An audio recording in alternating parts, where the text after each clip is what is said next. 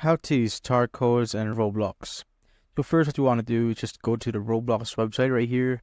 And once you're here, you just simply need to go to the Roblox icon here on the top right. So just simply click on that. Then click on buy Robux. And wait for it to load.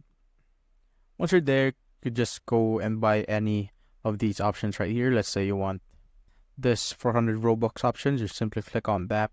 Once you're here, you will see on the left side, just below the premium Robux, it says here that click here on this like highlighted text right here or underlined text. So when you click on that, it will pop a bar right here where you could input the star code, or it will pop up a space right here. And once you're here, you just simply need to paste or enter the star code that you have. So I'm just gonna put mine right here. So Alpha GG.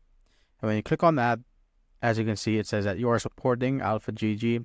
And when you go to the question mark right here, it says that enter a star code to support your favorite video star.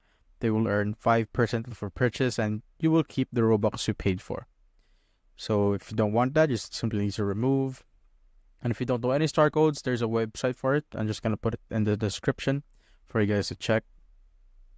And once you're done, you just simply go pay for the Robux that you've bought right here.